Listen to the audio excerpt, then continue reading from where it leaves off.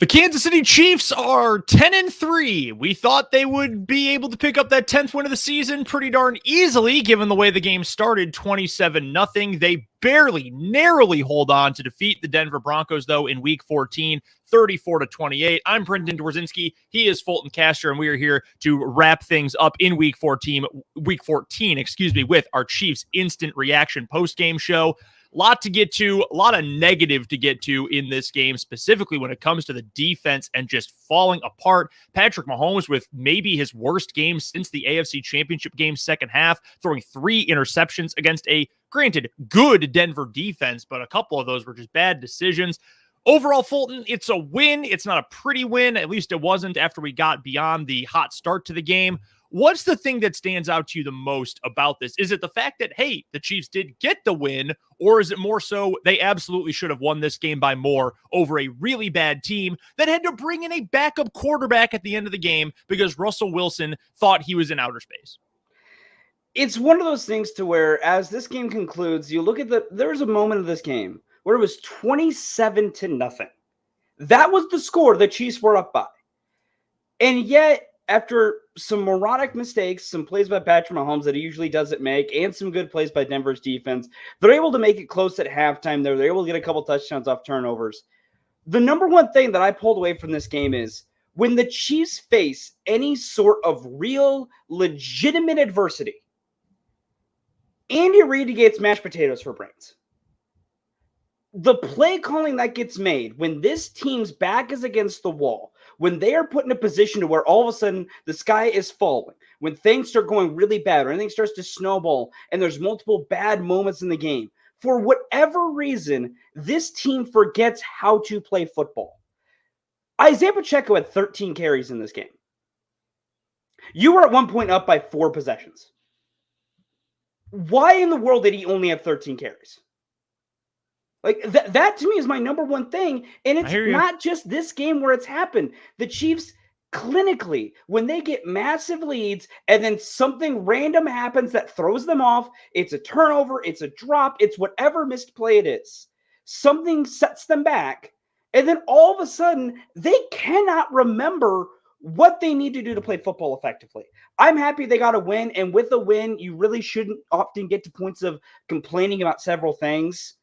But this was just a win because Denver had so many of their own issues.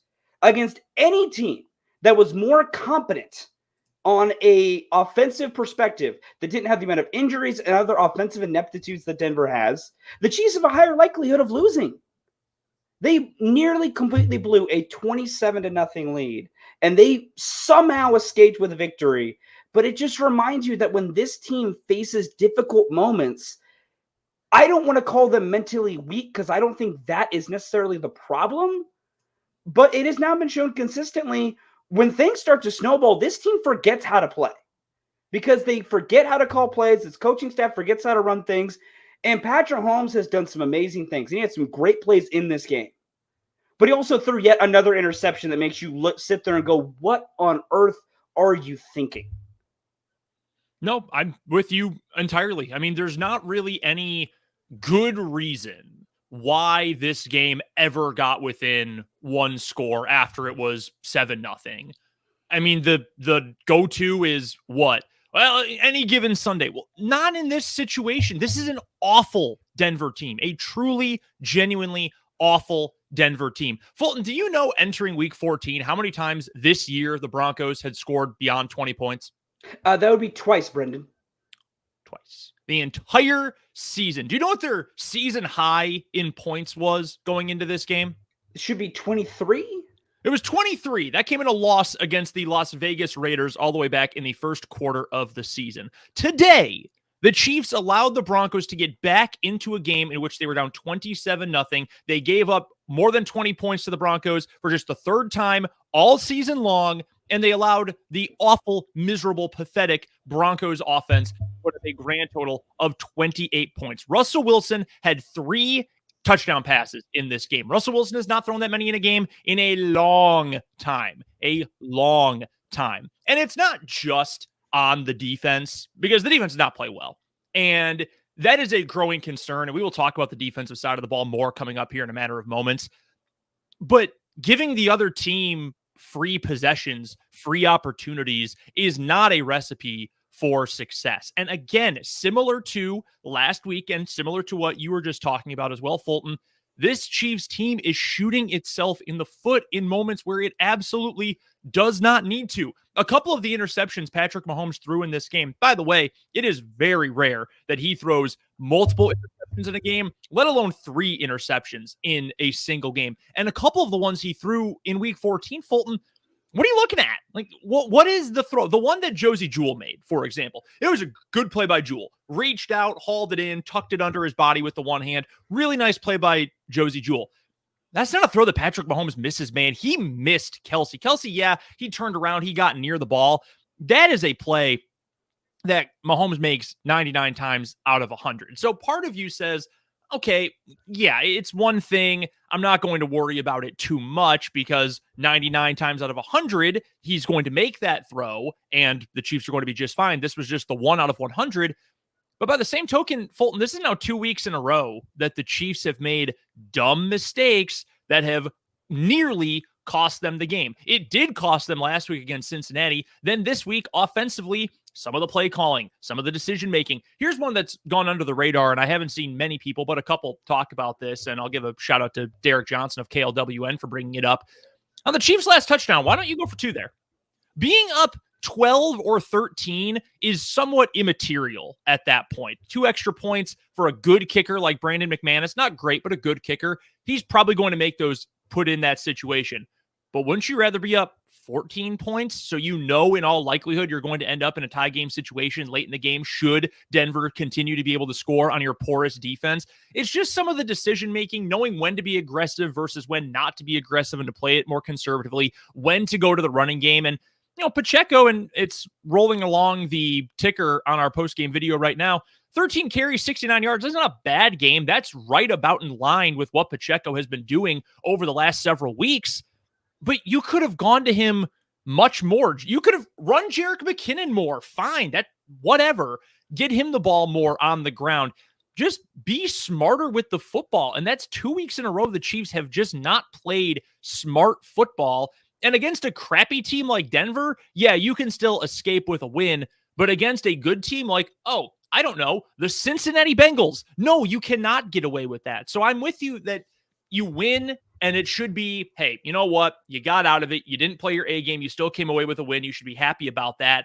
But in the long run, this is now a couple weeks in a row where we have seen some major chinks in the armor, and better teams are going to take better advantage of that going down the rest of the home stretch into the postseason. And that's got to be a worry for the Chiefs. The only positive here should be, well, they've got a really easy schedule the rest of the way. They'll play these Broncos again, and they'll get them at home. They play a bad Raiders team that just had a major choke job on Thursday. The Seahawks are reeling. They lost to the Sam Darnold-led Panthers on Sunday. And you play the Texans next week, who are the worst team in the NFL by miles and miles. But we thought the same thing going into this week against the Broncos, and they still couldn't pull it off. It's a major concern at this point. And I know you should be happy about a win. I'm not going to tell you how to celebrate or how not to celebrate, but this feels like an almost empty win given how hot the start was. I'm with you. I would call this very much an empty win. There's always the running joke of, the best part of winning ugly is winning. And this feels a very apropos moment for it. But it's one of those situations to where when you are up 27-0 on a team that has not eclipsed more than 23 points on the year, you should think this is truly over. And the internet simply believed it was over. The jokes were making the rounds. But the Chiefs, and this is their calling card at this point, particularly with bad teams, letting bad teams back into games because of their own mistakes. And as you noted, against good teams like Cincinnati, you let them back into it. You let teams back into games that they have no business being in. The good ones will beat you. And when we're talking about this team, we have to talk about them in the context of a team that needs to win a Super Bowl, that is trying to win a Super Bowl. Well, Super Bowl caliber teams don't go up 27-0 on one of the worst teams in the NFL and on the worst offense in the NFL, and then have to scrap and claw and survive to win because you keep making the same self-inflicted mistakes that you've been making for essentially 2 years now. I don't know what the solution is. I don't know what the answer is to get this team to really play 4 quarters of competent, fully engaged football, but they need to figure it out because they will probably be able to play this way and finish out the rest of the year with wins the rest of the way. Seattle might give them a bit of a scare. Vegas, if they let Devontae Adams run free behind them, could give them a scare. But overall, you should probably win the rest of your games, finish the 2nd seed, maybe the 1 seed if you get lucky and Buffalo drops a game. But then you go to the playoffs. And if you play any level like this in the playoffs, you're going to face an early exit again. And I don't know what it's going to take for this team to figure out and come to its senses, because you hear the same platitudes in post-game presser every week. It's the same rehashed comments every week about playing better, about it's on Andy Reid, oh, it's on Patrick Mahomes, so I need to play better, I need to call the right plays, or blah, blah, blah, blah, blah. But there's never tangible fixing of the problem. And I think that's where we're at, is the Chiefs need to stop with the platitudes about, oh, we know we have an issue with these things, and it's actually fix them. No, I'm with you 100%. And it's, again, hopeful that in the next 4 weeks against bad opponents, you're going to be able to do that, but they should have been able to do that against this Broncos team. And I know the Broncos defense is good, and it's weird to say, hey, they put up 34 points and it still feels like a disappointing, somewhat empty win, but it was 27-0. This never should have even been close to a game on Sunday afternoon. I do want to bring up real quick before we get to the defense. This is courtesy of ESPN and ESPN Stats and Info, but this graphic was just posted by the folks over at ESPN Sports Center. 10-0 for Patrick Mahomes is tied for the 2nd best mark of any quarterback without a loss against a single opponent in the Super Bowl era. Tom Brady's 10-0 against the Falcons. John Elway was 10-0 against the Patriots. Andrew Luck is the only one better. He went 11-0 in his career against the Tennessee Titans. Patrick Mahomes won behind him at 10-0 against the Denver Broncos. So there's your bright spot, right? Is that the Chiefs own this Broncos team.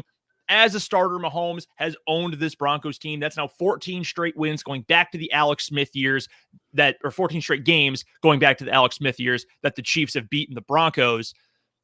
But to flip it quickly back to the negative side here, Fulton, defensively, I just am not sure what the goal is on a play-to-play basis. I've said that a lot about what the Green Bay Packers have done offensively this year. Like, play-to-play, what are you trying to accomplish? And this week, it was a lot different because the quarterback pressures and quarterback sacks were actually there this week for the Chiefs. They actually were able to get home and hit the quarterback. Russell Wilson was sacked 6 times in this game. That's a pretty good number up front. George Karlaftis got into the backfield. Juan Thornhill off a blitz. Darius Harris had a half a sack that was shared with Brandon Williams, who made his first appearance as a Kansas City Chief. I mean, they got to Russell Wilson and knocked him down. Now, he's not been super mobile this year in the pocket. Oh, but guess what? He was able to run the ball. 4 carries for 57 yards in this game. He has not run that well all season long. In fact, his season high in rushing yards going into this game was 29. That was all the way back in that game against the Raiders, in which they scored their previous season high 23 points. Here's one other trivia question here for you, Fulton.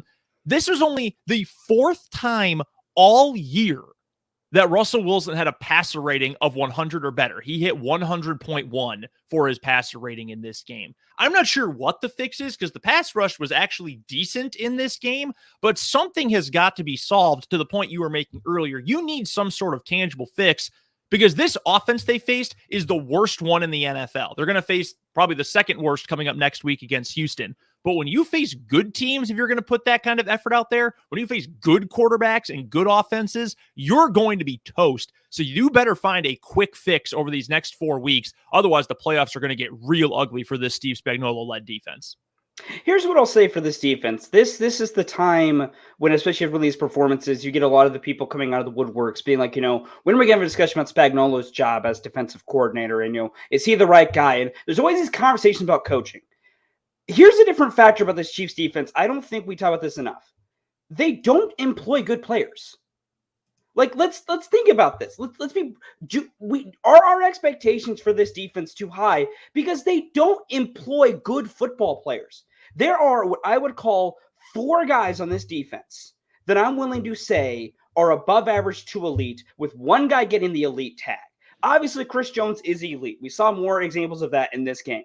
There are 3 guys I'm willing to hear you can call them above average players. That is L'Jarius Sneed, that is Nick Bolton, and that is Trent McDuffie. I'm willing to hear arguments for those three guys being called above average. I will barely hear arguments for anyone else in this defense. It is a bunch of average to below. Look at the defensive line. We complain about pressures every week. Who outside of Chris Jones is an above average football player? Would you add Karlaftis to that list, or is that sort of I'm not incomplete? ready to add him there yet because he's a rookie who hasn't played consistently, and that's my thing with George. He's a rookie who has not gotten shown consistency. He has potential to be above average, but it's hard to ask a rookie edge specifically to do that. But Mike Dana, consistent rotational piece. That's what he is at best. Frank Clark, perennial underachiever. Carlos Dunlap, well past his prime. Has played well in moments, but he's a past his prime player. Colin Saunders, rotational piece. Brandon Williams made great works in his first debut as a Chief this week, but most can consider probably past his prime guy because he was a free agent this deep into the season. Like, that's my thing with the Chiefs defense, and this is not to bail them out for how poorly they played. They do need to play better.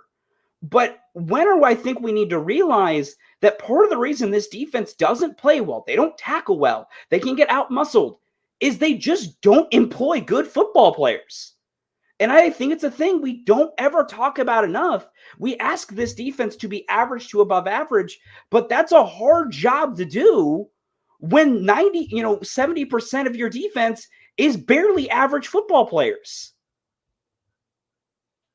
I don't know if I would have that small of a number. I'm a little bit higher on Karlaftis, I think, than you are at this point, which is totally fair. And you're right. He is a rookie. He is young. He is still fairly raw, and I think we've seen that. I do think he is a decent contributor at this point for this team, but I do think you have a point, and this is what we were concerned about with the defensive line going into this season. And I will also say this. I think that for the most part, Dunlap has been a solid piece for this team over the course of the season. I do think there's a little bit more value, but in principle, I would agree with you that you just don't have enough guys who are playmakers right now. McDuffie, good on the outside. I like Josh Williams. I think he's going to be a very good player. You got poor safety play this year, man. I mentioned that Juan Thornhill had a sack in this game. That was a really well-designed blitz by Steve Spagnuolo, by the way. Reed and Thornhill has not been a good safety pairing this year. They really have not. The linebacking core. No, they can't. The linebacking core, I'm not as high on Nick Bolton as a lot of folks are. I think he's a fine player. I think he's a nice player. Willie Gay came up with a big play today. I think there's obviously a lot of potential with him, but again, consistency is a bit of an issue. Defensive line, it's not consistent enough, but again, I have a hard time being super hypercritical of them in this game because they did get home, and again, the corner or the safety blitz as well helped out, but 6 total sacks in a game, I have a hard time being too rough on the defensive line on the pass rush.